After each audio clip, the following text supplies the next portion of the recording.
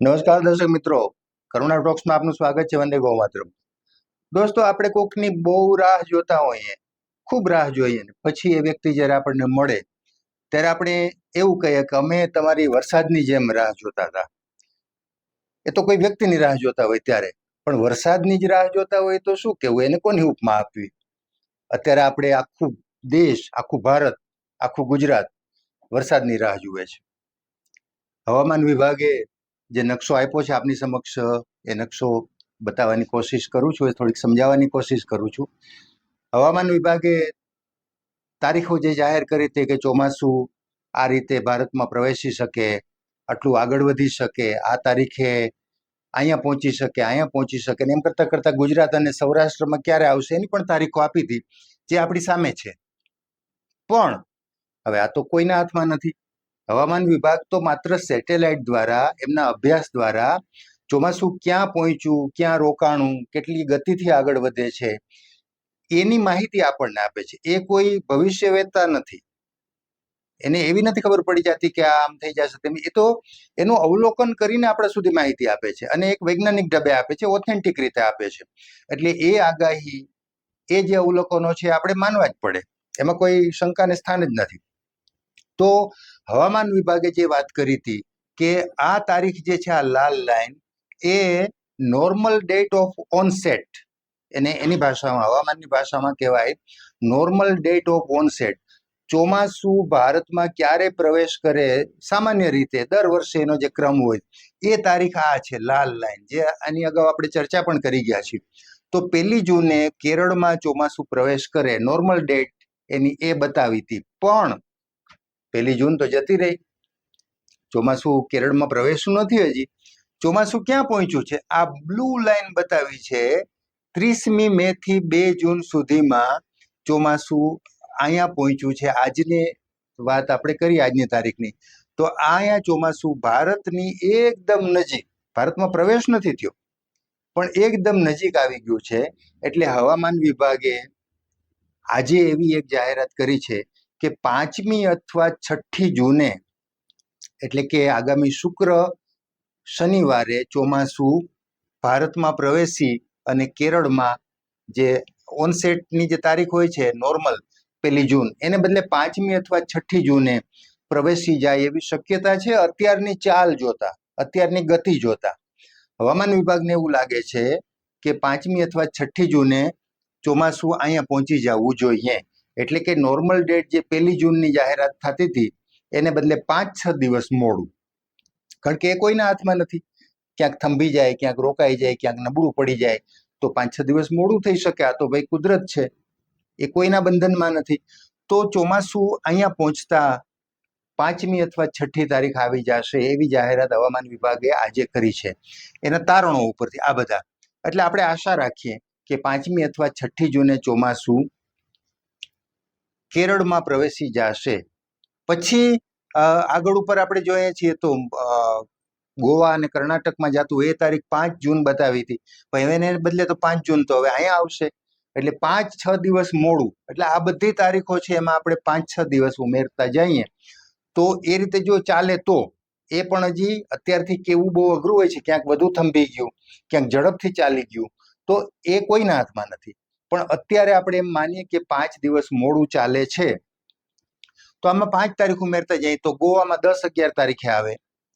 પછી ત્યાંથી આગળ આપણે મુંબઈની વાત કરીએ, 10 તારીખે મુંબઈ આવવાનું હતું, તો એને બદલે 15 તારીખે મુંબઈ આવે.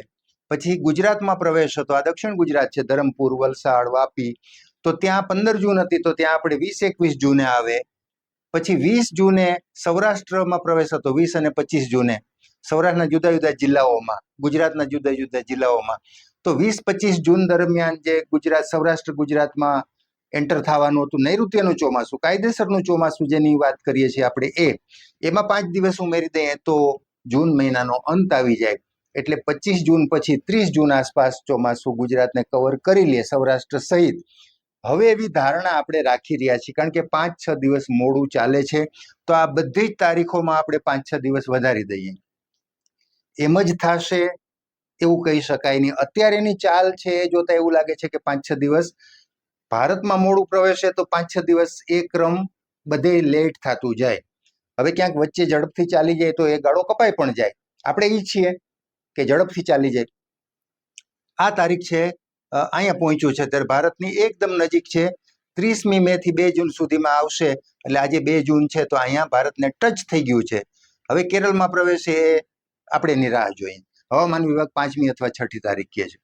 હવે આ થઈ નૈઋત્યના કાયદેસરના ચોમાસાની. પણ આપણે જેની રાહ જોઈએ છીએ એ છે પ્રી મોન્સૂન એક્ટિવિટી, એટલે કે ચોમાસા પહેલાનો વરસાદ જે શરૂ થઈ ગયો છે. બહુ સારા સમાચાર આપણે માટે એ છે કે પૂર્વ ગુજરાત, દક્ષિણ ગુજરાતના કેટલાક શહેરો અને મધ્ય ગુજરાતમાં પ્રી મોન્સૂન એક્ટિવિટી સરસ રીતે શરૂ થઈ ગઈ છે.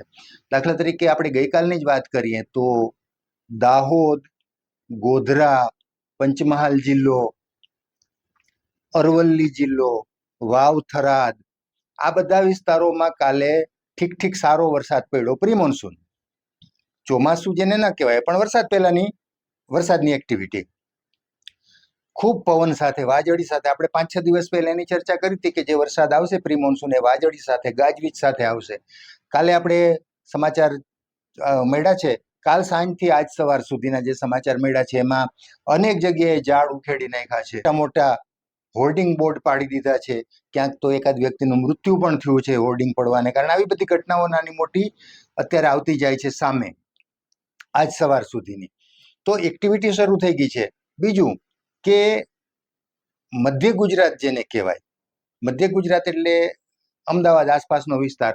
તો મધ્ય ગુજરાતમાં, અમદાવાદમાં કાલે વરસાદ નહોતો, પ્રી મોન્સૂન એક્ટિવિટી નહોતી. પણ જે મધ્ય ગુજરાત અમદાવાદ જિલ્લાનું ધંધુકામાં કાલે 4.5 ઇંચ વરસાદ પડ્યો. 4.5 ઇંચ એટલે આપણે એમ કહીએ કે વાવણી લાયક વરસાદ થઈ ગયો. ભલે પ્રી મોન્સૂન છે, કાયદેસરનો વરસાદ નથી, પણ અંતે તો પાણી વરસવાથી, મેઘરાજા વરસવાથી કામ છે. તો ધંધુકામાં કાલે 4.5 ઇંચ વરસાદ કાલ રાત સુધીમાં પડી ગયો છે. એ પણ સારા સમાચાર છે. પછી નડિયાદમાં પણ કાલે સારી એક્ટિવિટી થઈ ગઈ છે. ગુજરાતના 150થી વધુ તાલુકાઓમાં પ્રી મોન્સૂન એક્ટિવિટીની શરૂઆત થઈ ગઈ છે અને સારો વરસાદ, લોકોને ઠંડક થઈ જાય, ગરમીમાં રાહત થાય અને ક્યાંક ધંધુકા જેવા સેન્ટરોમાં આસપાસમાં વાવણી પણ થઈ જાય એટલો વરસાદ પડ્યો છે. ખાસ કરીને વૃક્ષો પડી ગયા છે, હોર્ડિંગ પડી ગયા છે. 16 તાલુકા એવા છે ગુજરાતના જ્યાં 1 થી 1.25 ઇંચ વરસાદ પડી ગયો છે. આ પણ ઘણો સારો વરસાદ કહેવાય. ભલે કદાચ વાવણી ના થઈ શકે પણ 16 તાલુકા એવા છે જ્યાં 1 થી 1.25 ઇંચ વરસાદ પડ્યો છે. 27 તાલુકા એવા છે ગુજરાતના જ્યાં 1.5 થી 1 ઇંચ વરસાદ પડ્યો છે. એટલે જેને કહેવાય થોડીક ઠંડક થઈ જાય, થોડુંક પાણી હાલતું થઈ જાય રસ્તા ઉપર, એ પ્રકારનો વરસાદ પડી ગયો છે. મહીસાગર, અરવલ્લી, જેનો મેં ઉલ્લેખ કર્યો, ગોધરા, પંચમહાલ જિલ્લો, ત્યાં સારો વરસાદ પડ્યો છે.